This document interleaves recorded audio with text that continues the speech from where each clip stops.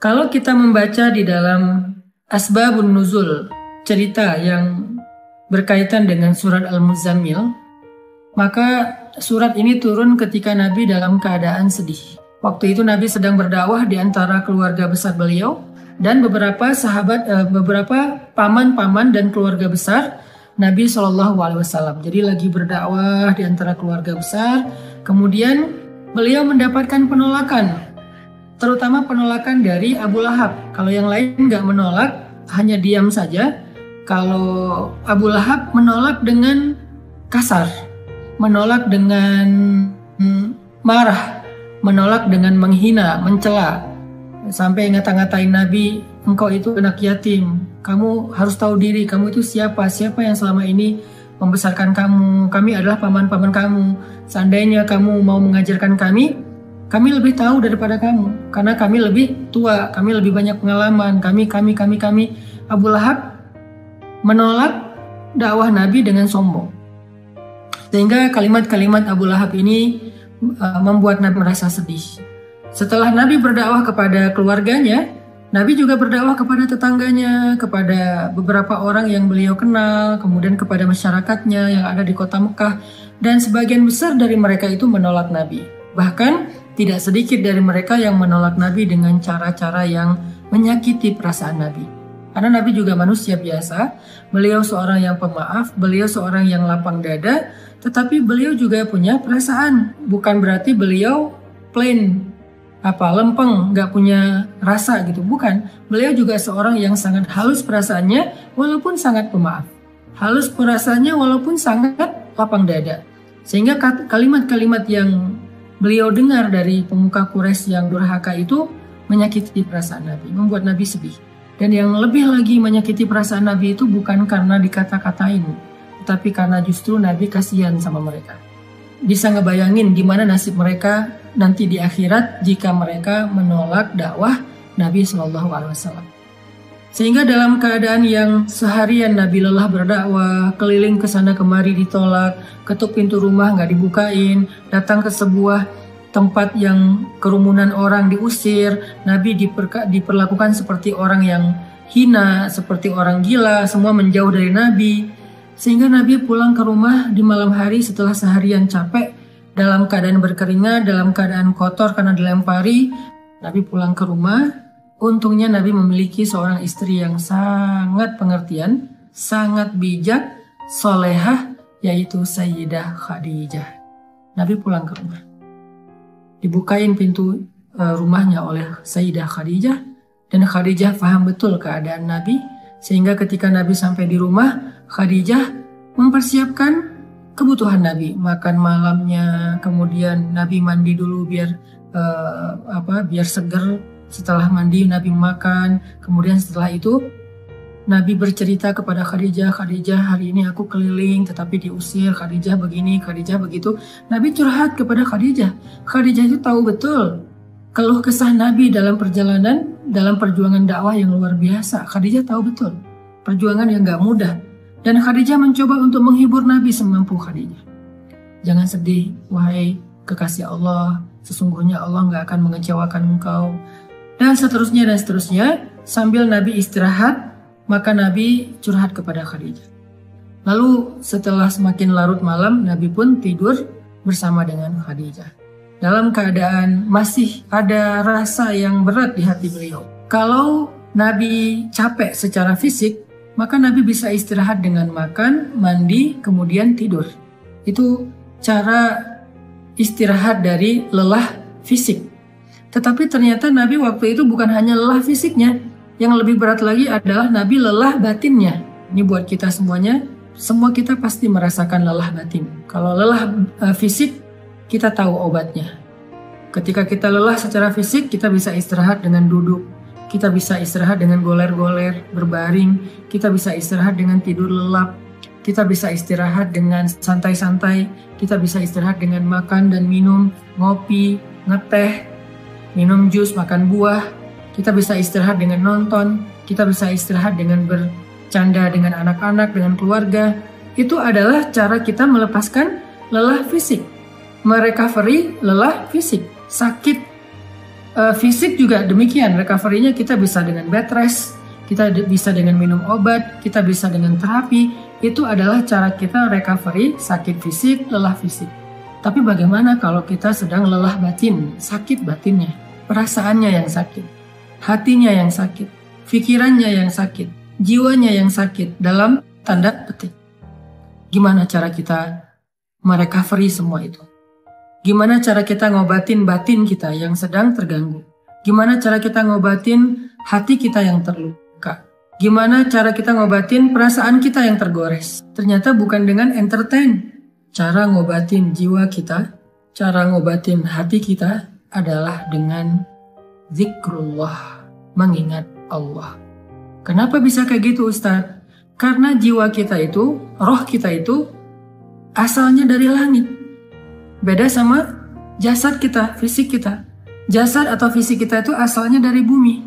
Sehingga ketika dia sakit, maka obat-obatnya ada di bumi. Tapi kalau roh kita, jiwa kita itu ditiupkan oleh Allah asalnya dari langit. Sehingga kalau dia ngerasa sakit, terganggu, maka obatnya ada di langit. Apa obat yang ada di langit? Zikrullah, mengingat Allah. Banyak orang yang salah paham tentang ini. Dia sebetulnya nggak lelah fisik. Kalaupun lelah fisik, nggak terlalu lah. Yang lebih lelah itu sebetulnya jiwa dia. Yang lebih lelah itu sebetulnya hati dia. Yang lebih lelah itu sebetulnya pikiran dia. Yang lebih lelah itu sebetulnya perasaan dia. Maka dalam kelelahan seperti itu, dia mencoba untuk merecovery-nya dengan cara jalan-jalan, dengan cara nonton, dengan cara entertain, dengan cara goler-goler, dengan cara tidur lelap dari pagi sampai sore, malam sampai pagi lagi. Dia pikir dengan begitu dia bisa melupakan rasa sakit hatinya. Ternyata setelah dia melakukan itu, lelahnya gak hilang. Beban di hatinya itu gak menjadi ringan. Luka di perasaannya itu gak menjadi sembuh. Kenapa? Karena dia bukan sedang lelah fisik, dia bukan sedang capek secara fisik, dia bukan sedang sakit secara fisik. Dan itulah yang terjadi kepada Nabi SAW. Sehingga ketika Nabi pulang ke rumah, Nabi capek, tapi yang lebih capek lagi perasaan dan hati beliau. Nabi istirahat bersama dengan Khadijah, Khadijah menyiapkan air hangat, Nabi makan bersama dengan Khadijah, Nabi curhat sedikit kepada Khadijah. Setelah itu Nabi tidur. Karena Nabi berharap dengan tidur, beliau bisa merecovery lelahnya beliau. Ternyata Allah tahu, Nabi bukan hanya butuh tidur.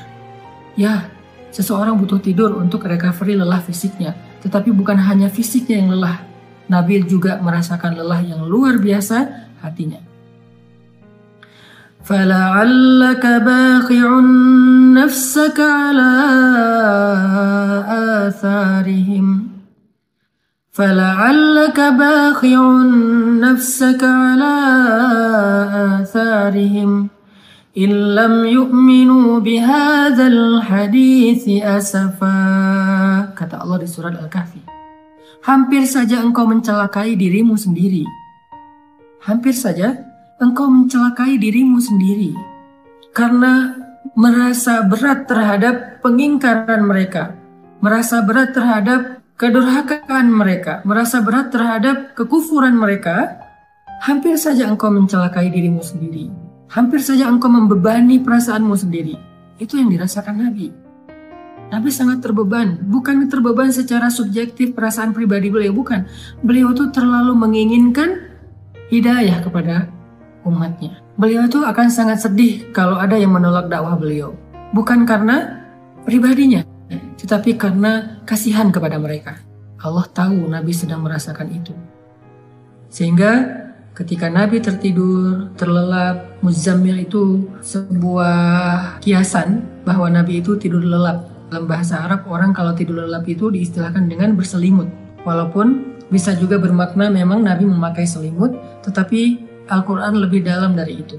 Al-Quran sedang tidak bicara hanya soal selimut yang dipakai Nabi, tetapi Al-Quran itu adalah bahasa sastra, bahasa yang tinggi. Maknanya itu tidak sedangkal pemaknaan kita, pasti pemaknaannya lebih dalam lagi. Sehingga kalimatnya ayyuhal muzammil, wahai orang yang berselimut di sini artinya wahai orang yang sedang lelap dalam tidurnya. Wahai orang yang sedang nyaman dengan tidurnya. Kan berselimut itu nyaman, lelap ya. Wahai orang yang sedang beristirahat dari lelah fisiknya dengan cara tidur. Allah tahu Nabi butuh istirahat, tidur agar bisa merecovery capek secara fisik. Tetapi Nabi juga butuh sesuatu yang bisa merecovery capek batin, perasaan, jiwa dan pikiran beliau. Sehingga Allah berfirman, "Qumil lail." Bangunlah di malam hari. Ternyata fadilah keutamaan pertama dari tahajud itu adalah tahajud obat dari lelahnya jiwa. Tahajud adalah recovery batin. Tahajud adalah obat hati. Tahajud adalah penenang pikiran apabila dilakukan dengan sungguh-sungguh. Tabattul atau tabatilah. Itulah keutamaan tahajud. Setelah Nabi beristirahat dengan cara tidur untuk merecovery lelah fisiknya, Allah suruh Nabi juga untuk melakukan sesuatu yang bisa merecovery lelah batinnya. Apa itu? Qumil lail. Berdirilah di malam hari. Bangun malam, tahajud. Sehingga buat kita semua yang pernah merasakan lelah batin atau mungkin sekarang sedang merasakan itu, sedang ngerasa lelah batinnya, sedang ngerasa capek jiwanya, sedang ngerasa sakit hatinya, sedang ngerasa terluka perasaannya, sedang ngerasa galau pikirannya, qumil lail, bangunlah di malam hari, maka Allah Subhanahu wa Ta'ala akan mengobati luka di hati kita, seperti obat yang bisa menyembuhkan luka di fisik kita. Bangunlah di malam hari, maka Allah akan menyembuhkan sakit hati kita, seperti obat yang bisa menyembuhkan sakit fisik kita. Bangunlah di malam hari, maka Allah akan menyembuhkan goresan di perasaan kita, sebagaimana obat bisa menyembuhkan goresan luka di kulit kita. Bangunlah di malam hari, maka Allah Subhanahu wa Ta'ala akan menenangkan pikiran kita, sebagaimana ada jenis obat yang bisa menenangkan kita dari rasa sakit. Bangunlah di malam hari, maka Allah akan melapangkan dada kita, sebagaimana obat bisa menjadikan kenyamanan bagi kita yang sedang merasakan kesakitan. Bangunlah di malam hari, Allah Subhanahu wa Ta'ala akan menyembuhkan penyakit-penyakit amradul qulub atau perasaan tidak nyaman di jiwa kita. Itu fadilah keutamaan pertama dari tahajud atau tarawih apabila kita melakukannya dengan benar. Jadi sekarang kita jadi tahu recovery yang kita butuhkan itu ada dua. Ada recovery fisik, ada recovery zahir, ada recovery jasad kita, tubuh kita, ada recovery jiwa kita, batin kita, perasaan kita, hati kita. Recovery fisik dengan istirahat, dengan tidur, dengan makan, dengan ngopi, dengan ngeteh, dengan makan buah, dengan minum jus, dengan entertain, dengan nonton, dengan jalan-jalan, dengan bersenda gurau dengan keluarga. Itu adalah recovery fisik. Sedangkan recovery batin, jiwa, perasaan, dan pikiran kita, hati kita dengan zikrullah. Dan zikrullah yang paling baik itu di antara sekian banyak zikrullah adalah qiyamul lail, salat malam. Kenapa? Jawabannya ada di ayat ke-6, inna nasyi'atal lail asyaddu wat'an wa aqwamu qila. Karena malam hari itu lebih menenangkan buat kita dan lebih mudah untuk khusyuk. Itu fadilah pertama dari tahajud atau qiyamul lail atau salat tarawih.